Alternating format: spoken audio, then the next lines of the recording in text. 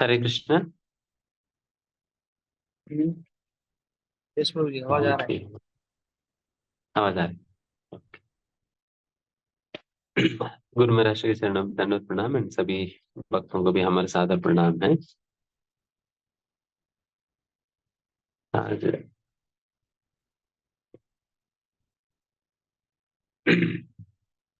आज श्रवण के विषय में आज हम चर्चा करेंगे। पहले मंगलाचरण करके शुरू। ओम ज्ञानतिमिरन्दस्य ज्ञानांजन शलाकया चक्षुरुन्मीलितं येन तस्मै श्री गुरवे नमः। नमो विष्णुपादाय कृष्णपृष्ठाय भूतले श्रीमते भक्तिवेदांत स्वामिनिति नामिने नमस्ते सारस्वती देवी गौरवाणी प्रचारणे निर्विशेष शून्यवादि पाश्चात्यदेशतारिणे श्री कृष्ण चैतन्य प्रभु नित्यानंद श्री अद्वैत गदाधर श्रीवासदि गौर भक्त वृंद। हरे कृष्णा कृष्णा कृष्णा हरे हरे, हरे राम राम राम हरे हरे।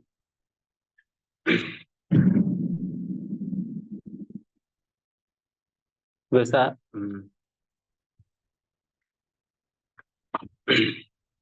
वैसे श्रवण के विषय में तो आप लोग बहुत कुछ जानते हैं, फिर हर दिन श्रवण कर ही रहे हैं, बट फिर भी आज श्रवण के विषय में कुछ महत्वपूर्ण बातें हम चर्चा करेंगे, जो कि इस्कॉन वर्ग में रहते हुए हमें इन बातों को जानना बहुत जरूरी है। तो ये हम आज चर्चा कर रहे हैं। ये परम पूज्य शिवराम स्वामी महाराज के द्वारा रचित शुद्ध भक्ति चिंतामणि नामक एक ग्रंथ से हम चर्चा कर रहे हैं, जो कि भक्ति शिवराम स्वामी महाराज जी इस पुस्तक लिखने का मूल उद्देश्य जो है उसका शीर्षक में प्रस्तुत करते हैं। केवल एक साधक को अपने अधिकार को समझते हुए अपना अधिकार के अनुसार किस प्रकार से श्रवण कीर्तन करनी चाहिए, बस इस बात को समझाने के लिए महाराज ने पुस्तक लिखा। बस ताकि व्यक्ति को पता चले किस समय क्या सुनना चाहिए, क्या पढ़ना चाहिए, और किस प्रकार से नाम जप करनी चाहिए। तो ये बात समझाने के लिए महाराज जी ने पुस्तक लिखा है। मतलब आप सोचे कितना महत्वपूर्ण है। मतलब लगभग हजार से अधिक पेजेस की पुस्तक है। मतलब ये पूरा पुस्तक केवल यही बात समझाने के लिए कि हमें किस स्तर पे क्या सुनना चाहिए, क्या पढ़ना चाहिए। ये कितना जरूरी है इस बात को समझना कि महाराज जी ने कंप्लीटली पुस्तक ही डेडिकेट किया हुआ है इसको समझाने के लिए। एंड इसके अंदर बहुत ही साइंटिफिकली सिस्टमैटिकली हमारा गुरु साधु शास्त्र के प्रमाण को फॉलो करते हुए महाराज जी ने इन सारे बातों को प्रस्तुत किया हुआ है।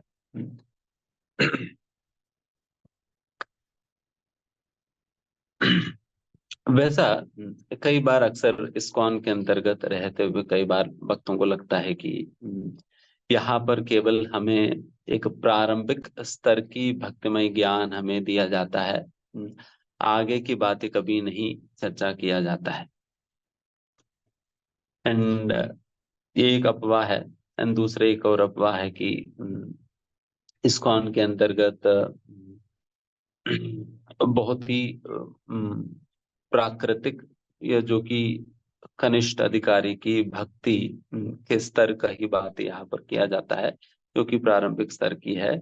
यहाँ पर कोई रस इत्यादि हमें नहीं मिल पाता,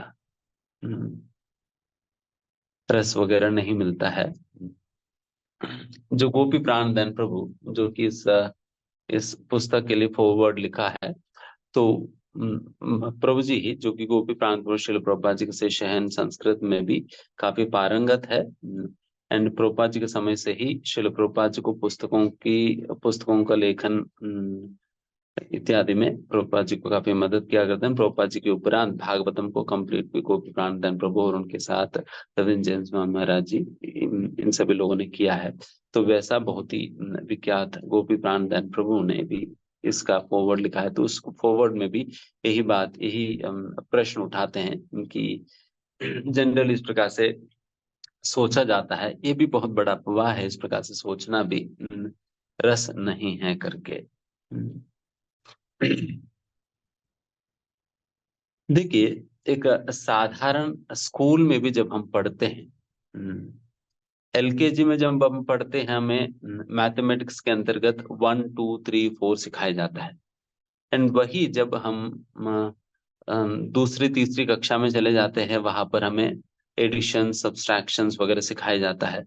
एंड फिर उसके आगे की कक्षाओं में जब हम जाते हैं, मतलब मान लीजिए 8th 9th 10th में हम जाते हैं, तब ट्रिग्नोमेट्री इस प्रकार से सिखाया जाता है। फिर उसके आगे जाएंगे तो डिफरेंशिएशन इंटीग्रेशन इत्यादि सिखाया जाता है। एंड उसके आगे भी बहुत कुछ सिखाया जाता है पीएचडी विद्यालय में। तो उस प्रकार से सब्जेक्ट तो वही है, मैथमेटिक्स है, मैथ्स है। उसी मैथमेटिक्स के अंतर्गत हमारी अधिकार के हिसाब से, हमारे एलकेजी का अधिकार है तो एलकेजी के संबंधित बातें सिखाई जाता है। तो उसी प्रकार से 3rd क्लास में तो 3rd क्लास के संबंधित बातें सिखाई जाता है। अगर हमारा अधिकार 8वीं 9वीं कक्षा की है तो फिर 8वीं 9वीं कक्षा के संबंधित बातें सिखाई जाता है। तो उसी प्रकार से हमारा अधिकार अगर बीटेक एमटेक और पीएचडी की तरह है देन फिर उसी प्रकार की बातें सिखाया जाता है। तो एक साधारण मिडिल एजुकेशन के अंतर्गत भी बहुत हालांकि मैथमेटिक्स के अंतर्गत डिफरेंशिएशन इंटीग्रेशन सब कुछ आता ही है, बट ये सारा कुछ इकट्ठा एलकेजी में नहीं पढ़ाया जाता है। अगर मान लो कि अगर एलकेजी के बच्चे को एलकेजी की कक्षा में बिठाकर अगर उनको इंटीग्रेशन डिफरेंशिएशन डेरिवेटिव्स इत्यादि के विषय में बात की जाए तो व्यक्ति तो डर जाएगा, वो तो कभी मैथमेटिक्स को छुएगा ही नहीं। वो तो डर जाएगा, ये क्या बात किया जा रही है, तो समझ ही नहीं आ रही है, तो मैं पुस्तक ही छोड़ देता हूँ करके वो छोड़ ही देगा पढ़ना वढ़ना। तो उनको उनके स्तर के हिसाब से उनको जो उस स्तर पर जरूरत है, उनको आगे प्रगति करने के लिए जो जरूरत है उसी प्रकार की बातें उनको सिखाया जाता है। उसी प्रकार की बातें सिखाया जाता है जो कि वो हजम कर सकता है, जो कि उनको उस समय प्रगति के लिए बहुत आवश्यक है, उस प्रकार की बातें ही सिखाया जाता है। अगर उनको आगे की बातें सुनाएं देन फिर वो तो एक तो सुनाने वाला की भी शक्ति निरर्धक हो जाएगी एंड फिर सुनने वाला बच्चे भी समझ नहीं पाएंगे, इसलिए वेस्ट जाएगी। एंड उल्टा ये व्यक्ति के एक विपरीत प्रभाव भी पड़ सकता है बच्चों पे, क्योंकि वो डर सकता है इस प्रकार की मैथमेटिक्स तो मुझे अपने जीवन में कभी पढ़ना ही नहीं, क्योंकि कभी समझ ही नहीं आता। तो इसलिए वहां पर भी हमारा अधिकार को देखते हुए, हमारा स्तर को देखते हुए, हमारा स्तर को समझते हुए ही चीजें सिखाया जाता है, पढ़ाया जाता है। पढ़ाया जाता है। एंड वही दूसरी ओर तो उसी प्रकार से ही भक्ति के अंतर्गत भी हमें श्रवण पठन हमें अभ्यास करनी चाहिए हमारी अधिकार के हिसाब से। हमारी क्या अधिकार है उस अधिकार के हिसाब से ही श्रवण पठन होनी चाहिए। अगर हमारा अधिकार कम है और उसे आगे की पुस्तकें अगर पढ़ने लगे, आगे की बातें अगर सुनने का प्रयास करे, देन फिर उन चीजों की हमारा ऊपर विपरीत प्रभाव डालने लगेगा। हमारा भक्ति में प्रगति करने में मदद होने के बजाय उन चीजों की हमारे ऊपर एक विपरीत प्रभाव पड़ने लगेगा। इसलिए हमें अपना अधिकार को समझते हुए हमें इन साधन क्रियाओं को हमें समझना होगा। इसलिए कहा जाता है श्रद्धा रतिर भक्ति अनुक्रमिष्यति। ये अनुक्रम, ये साधना क्रम के अनुसार धीमे धीमे धीमे धीमे प्रगति करता है व्यक्ति। LKG UKG first standard second standard third standard उस प्रकार से धीमे क्रमशः व्यक्ति आगे बढ़ता है अपने मिडिल एजुकेशन में। उसी प्रकार से भक्ति में भी क्रमशः अनुक्रमश्यति, क्रमशः व्यक्ति साधना क्रम के अनुसार वो व्यक्ति आगे बढ़ता है। तो वो जिस क्रम में आगे बढ़ रहे हैं उस क्रम के अंतर्गत उनकी अपनी अधिकार को समझते हुए उनको श्रवण पठन करनी चाहिए।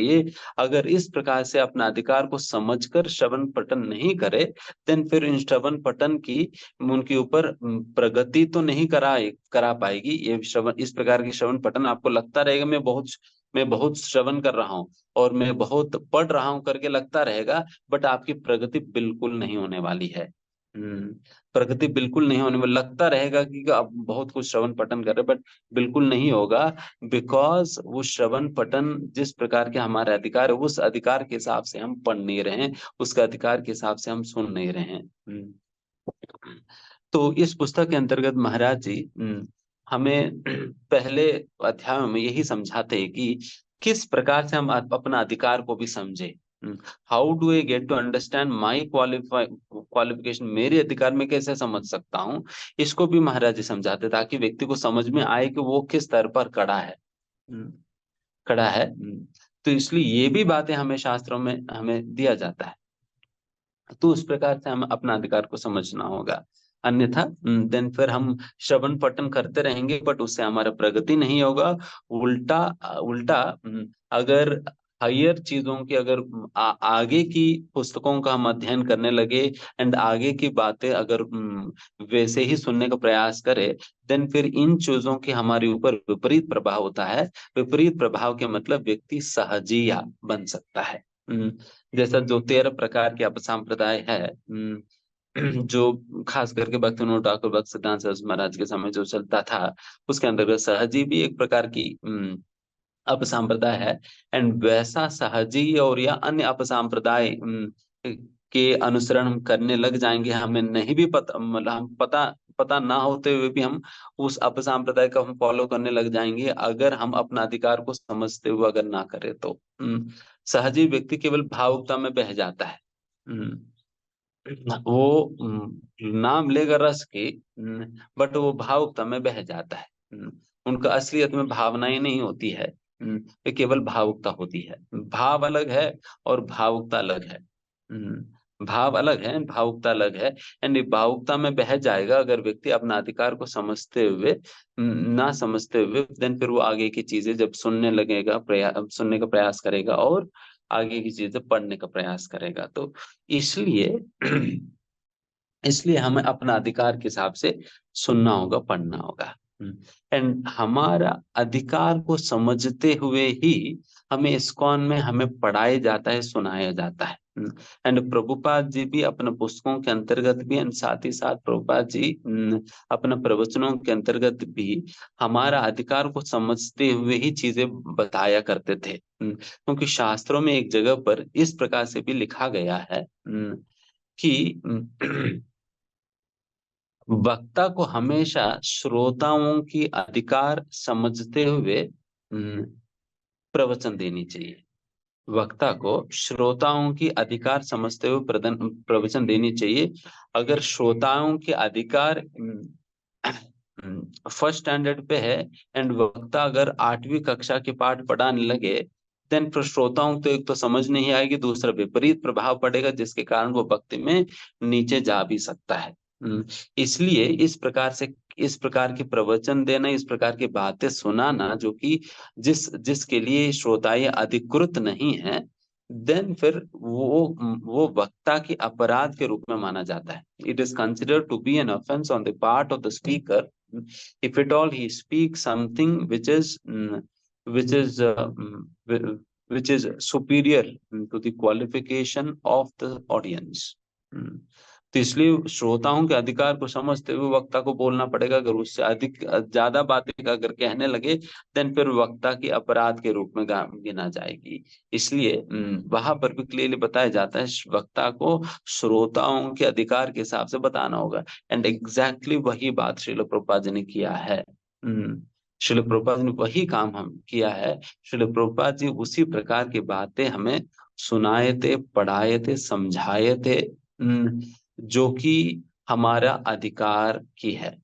एंड इसका मतलब ये नहीं कि प्रभुपाद जी अपने पुस्तकों में कोई भी आगे की बातें नहीं किया है, ऐसा तो नहीं है। अगर अगर ये पुस्तक पढ़ेंगे शुद्ध भक्ति चिंतामणि, इसके अंतर्गत बहुत सिस्टमैटिकली शिवराम स्वामी महाराज ने वर्णन किया है किस प्रकार से प्रभुपाद जी कहाँ पर रस तत्व की बातें भी प्रभुपाद जी ने किया है अपने पुस्तकों के अंतर्गत। एंड फिर साथ ही साथ प्रारंभिक स्तर, मतलब एक प्रारंभिक स्तर से लेकर भगवत धाम वापस पहुंचने तक जो भी बातें जरूरत है, वो सारे बातें श्रील प्रभुपाद जी अपने पुस्तकों के अंतर्गत प्रस्तुत किया है। प्रभुपाद जी कहीं भी कुछ भी अधूरा नहीं छोड़ा है। Everything that is necessary for taking us back to God, हमें भगवत धाम वापस पहुंचाने के लिए जो भी ज्ञान जरूरत है, जिस प्रकार का भी तत्व की बातें करना जरूरत पड़ता है, वो सारे बातें प्रभुपाद जी ने पुस्तकों अंतर्गत दिया हुआ है। केवल उस प्रकार की नजर चाहिए, उस प्रकार की बुद्धि चाहिए प्रभुपाद जी पुस्तकों को पढ़ने के लिए, समझने के लिए। प्रभुपाद जी की पुस्तकों को पढ़ने के लिए, समझने के लिए उस प्रकार की बुद्धि और उस प्रकार की गाइडेंस चाहिए, जिस गाइडेंस में हम प्रभुपाद जी की पुस्तकों को हम अध्ययन कर सके। बट हमें उस प्रकार के पूर्ण विश्वास के साथ श्रील प्रभुपाद जी के पुस्तकों, श्रील प्रभुपाद जी का आंदोलन जो इस्कॉन के साथ हमें जुड़े रहना चाहिए, फिर श्रील प्रभुपाद जी की पुस्तकों का अध्ययन करनी चाहिए। बिकॉज जितना सिस्टमैटिकली प्रभुपाद जी प्रेजेंट कर रहे हैं, उतना सिस्टमैटिकली और कोई प्रेजेंट नहीं कर सकता। और कोई प्रेजेंट नहीं कर सकता। प्रभुपाद जी एग्जैक्टली हमारा परंपरा को जिस प्रकार से भक्तिविनोद ठाकुर, बलदेव विद्याभूषण, विश्वनाथ चक्रवर्ती ठाकुर, इन सभी लोग मिलकर जैसा प्रस्तुत किया है, उन सारे प्रस्तुतिकरण को परफेक्टली प्रभुपाद जी ने रिप्रेजेंट किया है, प्रस्तुत किया हुआ है, एंड हमारा स्तर को भी समझते हुए। तो इसलिए बहुत साइंटिफिकली प्रभुपाद जी ने प्रेजेंट किया हुआ इन सारे बातों को। तो हमें ये नहीं सोचना है कि प्रभुपाद जी ने रस की बातें नहीं की है। प्रभुपाद जी कई जगह रस तत्व के विषय में भी बातें किया हुआ है, किया हुआ है। बट हमारा हमारा हमारा उस प्रकार की ज्ञान ही, उस प्रकार के अधिकारी नहीं होने के कारण उस प्रकार की बातों को पकड़ नहीं पाते हैं। उस प्रकार की बातों को पकड़ नहीं पाते क्योंकि हमारे उस प्रकार के अधिकारी नहीं है। तो इसलिए पकड़ नहीं पाते हैं। बट जिनके अंदर उस प्रकार के अधिकार है, देन फिर वैसा व्यक्ति जब प्रभुपाद जी की पुस्तकों का अध्ययन करेगा, देन उनको वो बातें पता चल जाएगी। जिस प्रकार से एक कामुक व्यक्ति जब शास्त्रों का अध्ययन करता है, उनको लगता है शास्त्रों में देवी देवताओं को पूजा करने के लिए कहा जा रहे हैं करके। लक्ष्मी जी की पूजा, सरस्वती मैया की पूजा, दुर्गा की पूजा, सूर्य भगवान की पूजा करने के लिए कहा जा रहा है, उनको लगता है। हालांकि वही शास्त्र पढ़ेगा, बट उनको बात ये समझ आएगी, बिकॉज उनकी उनकी दृष्टिकोण उस प्रकार की है। उनकी दृष्टि के हिसाब से ये यताम आम प्रपद्यन्ते ताम सतैव भजामि, हम जिसकी जैसा समर्पण है वैसे ही उसी अनुपात में भगवान का आदान प्रदान होता है। एंड शास्त्र भी भगवान से अभिन्न है, एंड शास्त्र का भी आदान प्रदान हमारे समर्पण के हिसाब से होता है। अगर हमारा दृष्टिकोण उस प्रकार के, देन फिर हमें शास्त्रों से इसी प्रकार की बातें समझ आएगी। तो उसी प्रकार से प्रभुपाद जी की पुस्तकों के अंतर्गत भी सारे बातें समाया हुआ है, एंड एंड बिकॉज हमारी हमारी हम जिस अधिकार में हम स्थित है, उस स्तर के लिए इस प्रकार का आत्मा के विज्ञान इत्यादि समझाना बहुत बहुत जरूरी होता है। जब तक व्यक्ति आत्मक साक्षात्कारी नहीं होता है, आत्म साक्षात्कारी नहीं होता है और ब्रह्मभूत की स्तर पर नहीं पहुंचता है, देन फिर वो पराभक्ति का अभ्यास करने में समर्थ या अधिकारी नहीं होता है। तभी तो वहां पर भगवत गीता के अंदर 18वें अध्याय में बताया जाता है ना, ब्रह्मभूत प्रसन्नात्मन सोचती न कांक्षति समः सर्वेषु भूतेषु मत भक्तिम लभते पराम। मत भक्तिम लभते पराम, ये पराभक्ति कब कब प्राप्त होगी? ये पराभक्ति कब प्राप्त होगी? जब व्यक्ति ब्रह्मभूत के स्तर पर पहुंच जाता है, एंड पूर्ण रूप से वो शांति को प्राप्त कर लेता है, एंड उनके मन में किसी भी प्रकार की चीजों को प्राप्त करने की अभिलाषा नहीं है, एंड कुछ कोने पे दुख नहीं है, फिर वैसा व्यक्ति ही जो ब्रह्मभूत स्तर को प्राप्त किया हुआ है, जो आत्म साक्षात्कारी है, वही व्यक्ति पराभक्ति कर सकता है। वही व्यक्ति पराभक्ति कर सकता है। पराभक्ति के अंतर्गत ही फिर ये बाकी जो ऊंचे चीजों के विषय में श्रवण करने का, या ऊंचे चीजों के विषय में पढ़ने का बातें उस समय शुरू होगा। बट अगर पराभक्त वो ब्रह्मभूत स्तर पर पहुंचे बिना अगर व्यक्ति करने का प्रयास करेगा तो घाटा में पड़ेगा फिर। अगर एलकेजी में बैठे बैठे अगर व्यक्ति पीएचडी की मैथमेटिक्स पढ़ने लगे तो पागल हो जाएगा। एलकेजी में बैठे बैठे पीएचडी की मैथमेटिक्स पढ़ने लगे तो पागल हो जाएगा। तो इसलिए एलकेजी में अगर है तो फिर एलकेजी के सब्जेक्ट पढ़ना चाहिए। अगर फिर हम फिर कहते हैं कि प्रोजी रस नहीं आ रहे हैं, रस पीने के लिए अधिकार भी तो बनना होगा। रस पीने के लिए, वैसा तो भागवतम के अंतर्गत रस ही है। जैसा वहां पर भागवतम की शुरुआत में ही कहा जाता है ना, नेगम कल्पतरोर्गलितम फलम सुकुमकादमृतदपि संयुतम पिबत भागवतम रसमालयम। पिबत भागवतम रसमालयम, पिबत भागवतम, ये भागवतम को पढ़ा नहीं जाता बल्कि पिया जाता है करके। बिकॉज भागवतम के अंदर पूरा रस भरा हुआ है। बट वही भागवत जो जिसमें रस ही भरा हुआ है, वो भागवत पढ़कर ही हम सो जाते हैं। भागवत पढ़कर सो जाते हैं, रस कब पिएंगे फिर? जिनको भागवत पढ़कर नींद आ रहे हैं तो वो रस क्या पिएगा। तो हमें रस पीने के अधिकार नहीं है, इसलिए भागवत पढ़कर भी रस नहीं मिल पा रहे हैं। बल्कि भागवत ये रस का ही प्याला है। बट हमें पीने का अधिकार नहीं होने के कारण उसके अंतर्गत रस दिखता भी नहीं है और पी भी नहीं पाते हैं। पी भी नहीं पाते हैं। उसी प्रकार से चैतन्य चरितामृत के अंतर्गत क्या रस कम थोड़ी है। एंड फिर वैसे भगवान के नाम के विषय में कहा जाता है, नाम चिंतामणि कृष्ण चैतन्य रस विग्रह। ये भगवान के नाम जो है, it is the personification of रसा। पर्सोनिफिकेशन, अगर पूरा रस को अगर एक मूर्तिमान स्वरूप माना जाए, देन वही है भगवान के नाम। एंड ये इस भगवान के नाम के अंतर्गत सारे रस समाया हुआ है। इसलिए कहा जा रहा रस विग्रह। हर प्रकार के रस इसी भगवान के नाम के अंतर्गत समाया हुआ है। इसलिए उस जो जिनको ये अधिकार प्राप्त हुआ है, उनको नाम लेने में उस प्रकार के रस के आस्वादन उनको होने लग जाएगी। बट वही जब हम जैसा लोग जिनके अंदर अधिकार नहीं है, जब हम जैसा लोग जब नाम लेने लगते हैं, हमें तो नींद आता है, मन भटक जाता है, इधर उधर देखने लगते हैं। तो ये सारे बातें होता है बिकॉज ये इसी से हमें समझाना होगा कि we are not qualified to actually chant. भगवान के नाम लेने का भी अधिकार नहीं है। मतलब उस प्रकार के नाम लेने का। तो इसलिए उस नाम में हमें रस नहीं मिल पाता है। ऐसा नहीं कि रस नहीं है करके नहीं है, भागवतम में रस है, नाम में रस है, चेतन चरितामृत में रस है, प्रभुपाद जी की पुस्तकों में रस है। बट केवल उस रस को आस्वादन करने का अधिकार हम में नहीं है। हम सोचते कि उसमें रस नहीं है। ये तो पागलपन है। कि हम सोचते कि उसमें नहीं रस है, उसमें रस नहीं, बट उसमें रस है। बट रस पीने का अधिकार हम में नहीं है बेसिकली।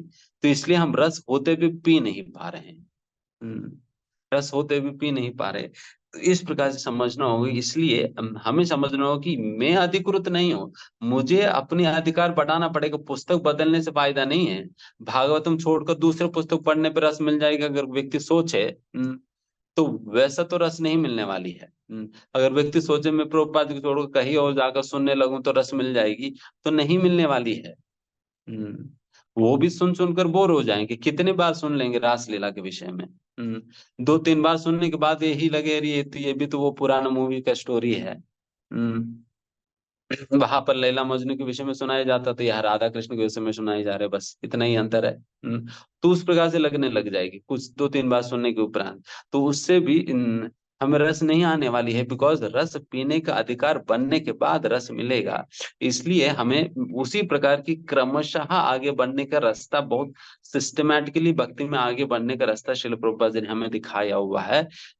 इसलिए हमें भक्ति के अंतर्गत 3 प्रकार की भक्ति होता है, साधना भक्ति, भाव भक्ति और प्रेम भक्ति। एंड इसी साधना भक्ति के अंतर्गत दो प्रकार का भक्ति होता है, वैदिक भक्ति और रागानुग भक्ति। एंड वैदिक भक्ति के मार्ग के माध्यम से जाए बिना व्यक्ति रागानुग के स्तर पर पहुंच ही नहीं पाएगा।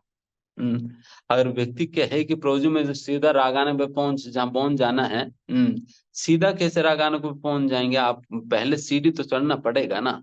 हम्म पहले सीढ़ी तो चढ़ना पड़ेगा, सीधा रागानुग पे तो नहीं जा पाएंगे।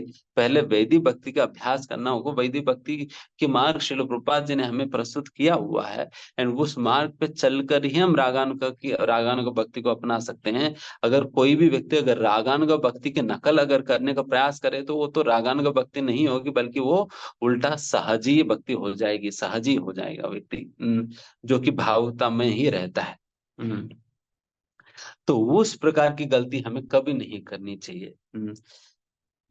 कभी नहीं करनी चाहिए। हमें इस विश्वास के साथ, उस पूर्ण श्रद्धा के साथ श्रील प्रभुपाद जी और श्रील प्रभुपाद जी की पुस्तकों का, श्री प्रभुपाद जी के प्रवचनों का हम आश्रय लेनी चाहिए कि प्रभुपाद जी हमें कंप्लीट पैकेज ही दिया है।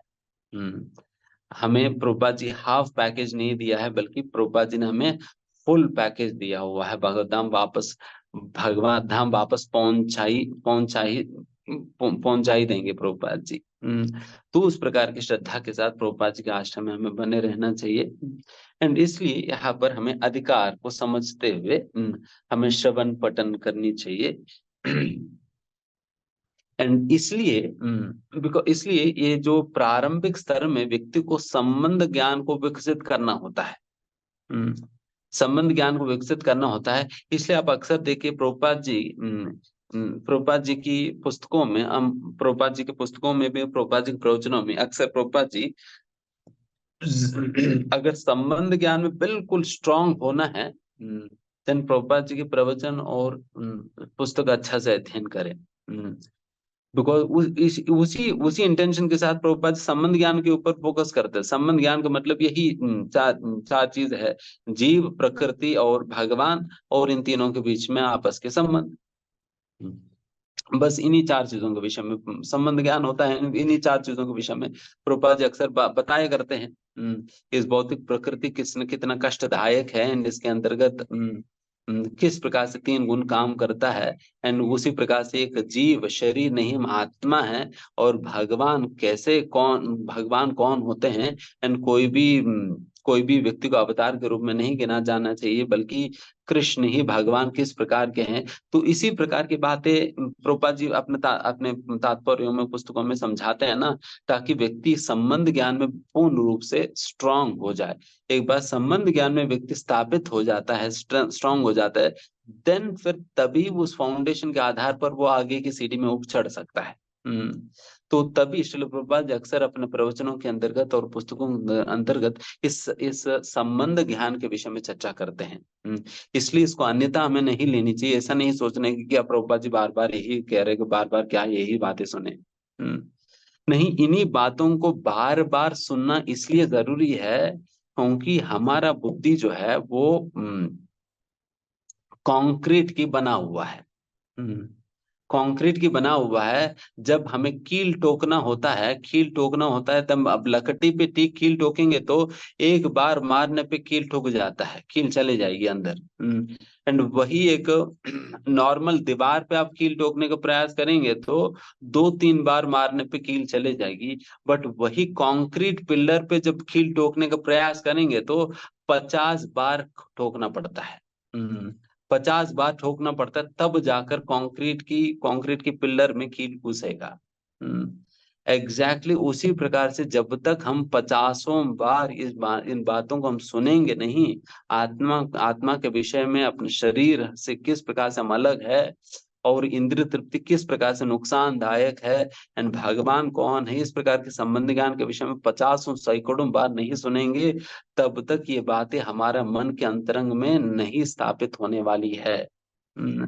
नहीं स्थापित होने वाली है। इसलिए बारंबार प्रभुपाद जी अपने तात्पर्यों में और पुस्तकों में एंड प्रवचनों में संबंध ज्ञान के ऊपर इसलिए इतना जोर देते, बिकॉज इसके बिना अगला कदम हम उठा ही नहीं सकते हैं। एंड तभी भगवान भी गीता के अंतर्गत, गीता की ज्ञान देने का जब समय आया था, सबसे पहली बात जो भगवान श्री कृष्ण की गीता के अंतर्गत कही है वो आत्मा का विज्ञान है।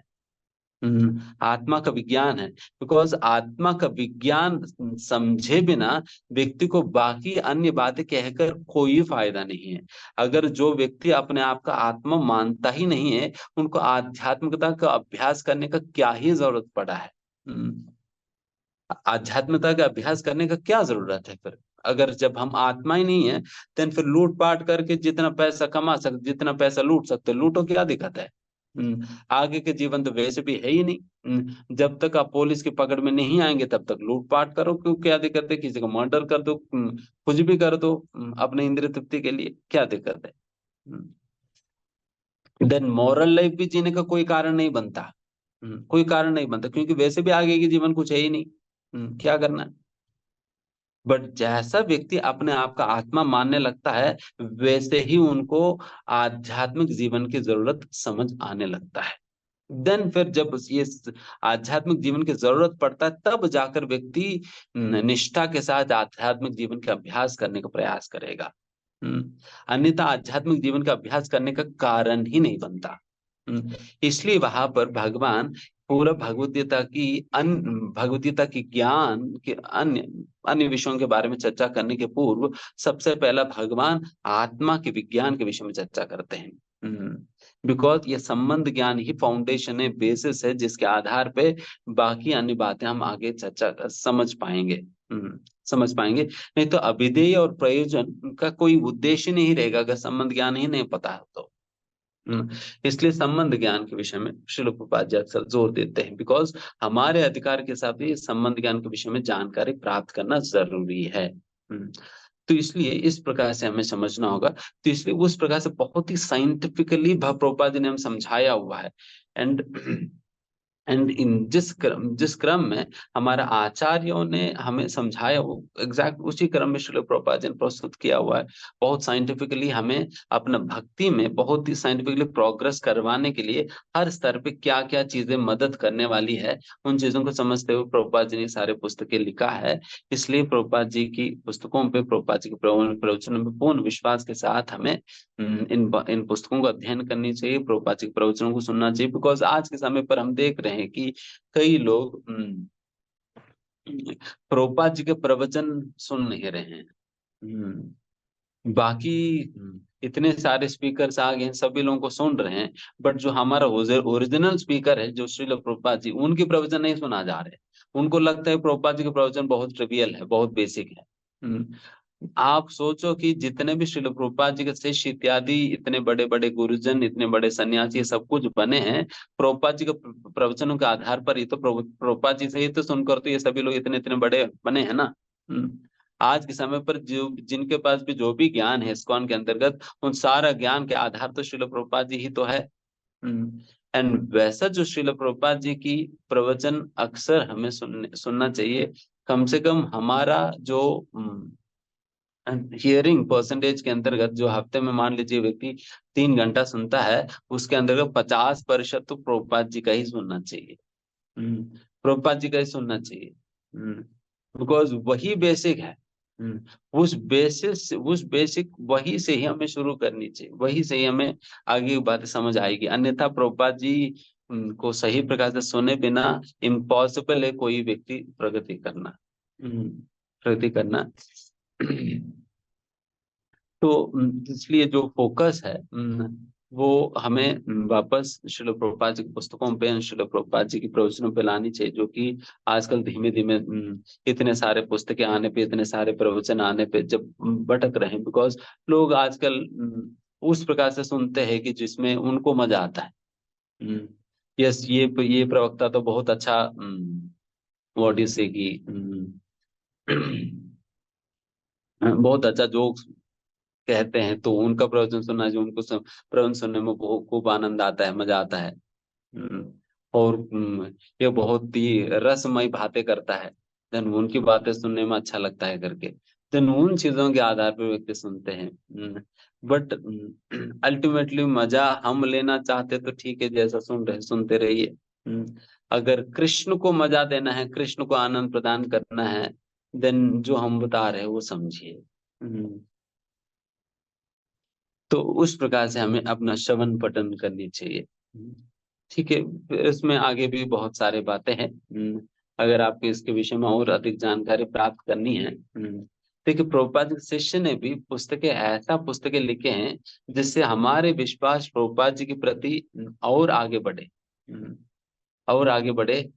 शिवराम जी महाराज भी उसी प्रकार की पुस्तकें लिखे जिससे हमारी श्रद्धा प्रभुपाद जी के ऊपर और आगे बढ़े। और क्यों पढ़नी चाहिए प्रभुपाद जी की पुस्तक, इसी प्रकार से ही उन्होंने लिखा है, बहुत सुंदर है। ठीक है, यहाँ पर हम समाप्त करते हैं। बहुत बहुत धन्यवाद। हरे कृष्णा।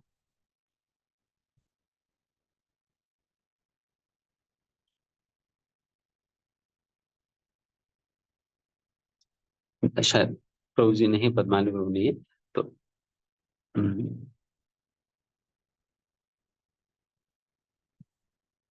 yes।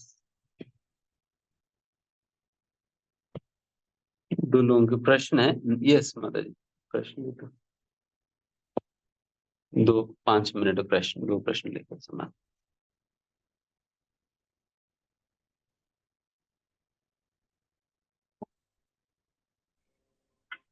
हरे कृष्ण प्रभु जी, दंडवत प्रणाम। प्रभु जी, लेक्चर बहुत अच्छा था, बहुत कुछ पता चला, बहुत कुछ जानने की और इच्छा हो गई है। तो एटलीस्ट अभी इस समय समय ना होते हुए केवल हमें ये बताएं कि हम इंडिविजुअली जितने अभी भक्त सुन रहे हैं कि हम अपनी क्षमताओं को, आध्यात्मिक ज्ञान प्राप्त करने की क्षमता को कैसे कैलकुलेट करें, कैसे मेजर करें। प्रभु जी, तो धन्यवाद। इसके लिए हमें नॉलेज चाहिए। हम हमें अपना अधिकार को समझना है, तो हर अधिकार की क्या लक्षण होता है, हर अधिकार के क्या लक्षण होता है, उसको बहुत साइंटिफिकली हमें समझना होगा। एंड वही बातें ये शिवराम स्वामी महाराज जी पहले 19 अध्यायों में यही बातें करते पहले तो। क्रमशः कनिष्ठ अधिकारी, मध्यम अधिकारी एंड उत्तम अधिकारी के विषय में चर्चा करते हुए उसका बीच का स्टेजेस भी, उसका लक्षण भी, हम अपने आप को कैसे नाप सकते हैं, खास करके इस्कॉन की परिवेश में इन कनिष्ठ अधिकार को, मध्यम अधिकार को, उत्तम अधिकार को कैसे समझ सकते हैं। एंड मैं अपना स्तर को, मैं अपनी आदतों से इत्यादि चीजों से कैसे नाप सकता हूँ, ये सारे बातें महाराज जी करते हैं। तो इससे हम समझ सकते हैं। आगे वैसा हम रूपान विद्यापीठ के अंतर्गत भी इसके आधार पे हम कुछ कोर्सेज करेंगे। जैसा अभी रिसेंटली हम लॉन्च करने वाले एक डेफिनेशन ऑफ भक्ति करके, तो इसके अंतर्गत केवल भक्ति की परिभाषा होता क्या है इसको समझेंगे। तो उसी प्रकार से कुछ और कोर्सेज लॉन्च करेंगे जिसके द्वारा ये सारे बातें हम मतलब चर्चा करेंगे। ओके, हरे कृष्णा। यस।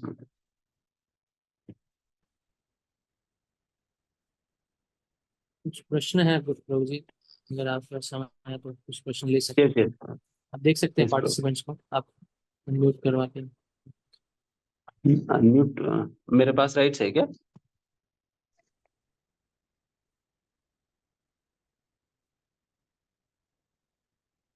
ओके। ओके प्रभु जी, एक दो हम लेते हैं मेरठ से।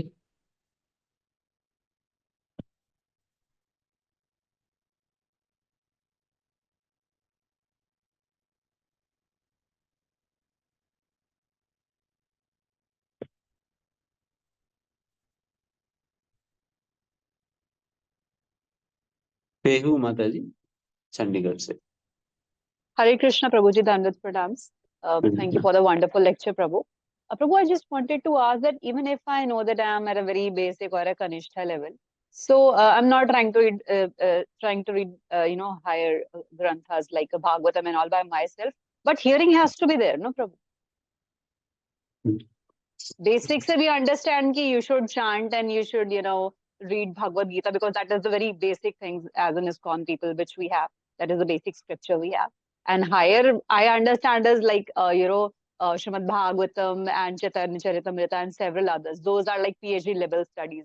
So we should not be trying to read that. That's what I am understanding. Is my understanding correct, Prabhu? माता जी, it is not that कि we should not read, sorry, ऐसा नहीं है कि हम ये नहीं कह रहे कि हमें सुनना नहीं चाहिए, बट सुनना चाहिए, बट क्या सुनना चाहिए हम बता रहे हैं। We have to hear, but what to hear? This is what we are discussing about here. And secondly, as long as we are reading under the guidance of Srila Prabhupada, then we are playing safe. We are playing safe. Because Prabhupada ji, जब तक हम प्रभुपाद जी के पुस्तकों, प्रभुपाद जी के निर्देशन में हम पुस्तकें अध्ययन कर रहे हैं प्रभुपाद जी के तात्पर्य के अनुसार वगैरह, तब तक हम बहुत बहुत सुरक्षित है। बिकॉज प्रभुपाद जी बहुत सिस्टमैटिकली ले जाते हैं। तो इसलिए उस समय डरने की कोई जरूरत नहीं है।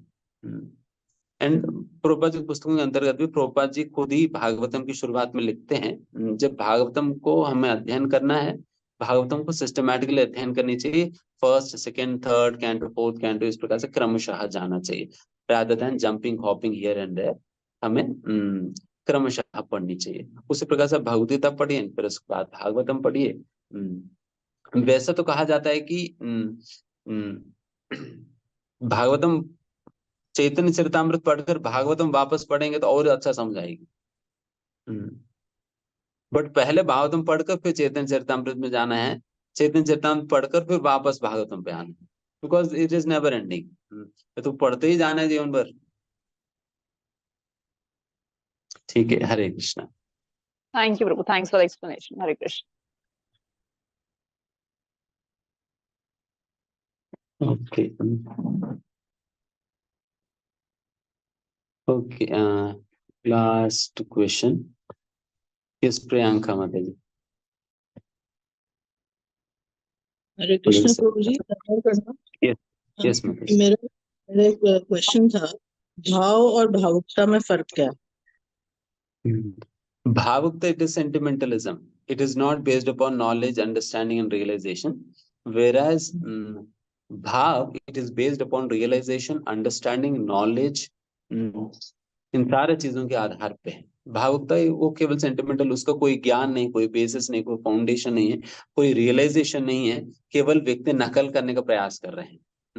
भाव जो है वो नकल करने का प्रयास, वो इमिटेशन नहीं है, वो रियलिटी है। These are his hearts emotions in reality.